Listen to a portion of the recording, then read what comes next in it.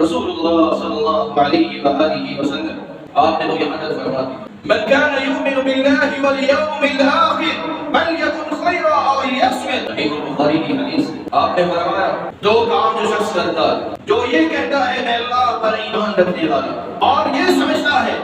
کہ میں آخرت پر بھی ایمان رکھتا ہوں، فلیکن خیرا او لیصمت، اسے چاہیے کہ زبان سے وہ بات کرے جو خیر والی بات ہے، او لیصمت، اگر خیر والی بات نہیں کہہ سکتا انسان کو چاہیے کہ وہ خاموش ہو جائے، خاموشی اختیار کر لے۔ رسول اللہ صلی اللہ علیہ وآلہ وسلم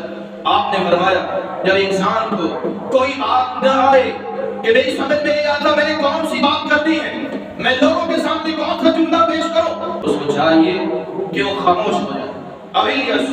خاموشی اختیار کر لے، اس کے اندر بڑی برکت ہے، اللہ ذوالجلال کی رحمت ہے، خاموشی اختیار کر لے گا، اللہ ذوالجلال اس کی خاموشی کو